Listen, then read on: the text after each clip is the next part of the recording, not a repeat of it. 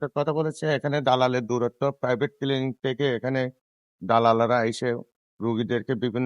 বিভিন্নভাবে তারা প্রেশার দেয় এবং বিভিন্ন রকমের তারা প্রলোভন দেখায় এবং এই কমপ্লেনটা দিচ্ছে আমি যথাযথ কর্তৃপক্ষের সাথে আলাপ করি যাতে এখানে দালালের দূরত্ব না থাকে এবং আইনের আওতায় নিয়ে আসে যারা এই সমস্ত করবে তাদের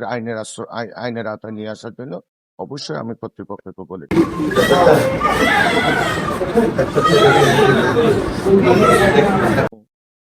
পরিদর্শন করে যেটা দেখেছি আমি এই হাসপাতালের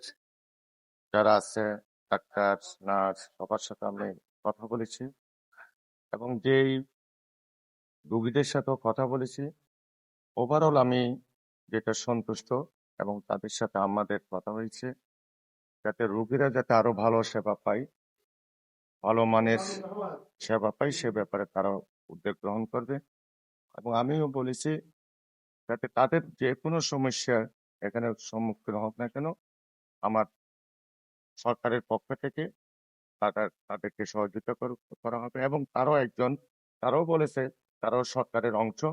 যাতে রোগীরা যাতে কোনো অসুবিধা সৃষ্টি না হয় তারা সে ব্যাপারে একটু সতর্ক থাকবে যাতে আরো বেশি সেবা দিতে পারে মতো তারা কাজ করবে এবং তাদের কিছু এখানে দাবির কথা বলেছে এখানে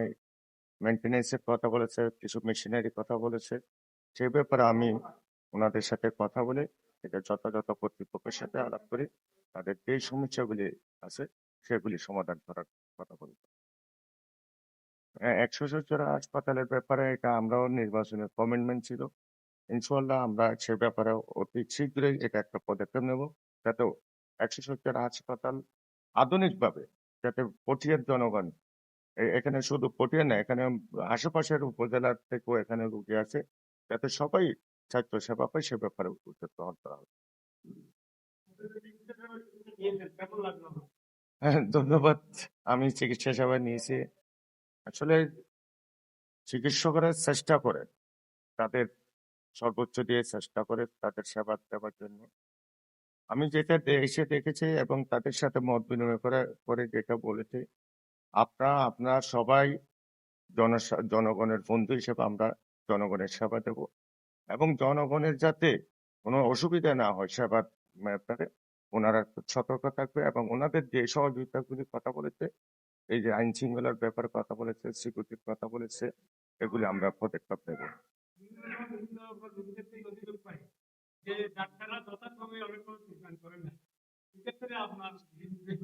না অতীতে কি হয়েছে সেটা আমি বলবো না আমি আমি আমাদের সাথে যে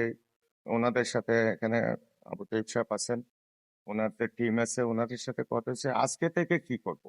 আমরা সামনের দিকে এগিয়ে নিয়ে যেতে চাই অতীতে সে কি করছে সেটা নিয়ে আমরা চিন্তিত না এটা চিন্তা করতে পারবো না আগামীতে আজকে থেকে আমরা রোগীর কিভাবে সেবা দেবো স্বাস্থ্য সেবা কিভাবে মানুষের দুয়ারে পৌঁছে যায় মানুষ যেভাবে সেবা পায় সে ব্যাপারে ওনারা উদ্যোগ নেবে এবং ওনারাও আন্তরিক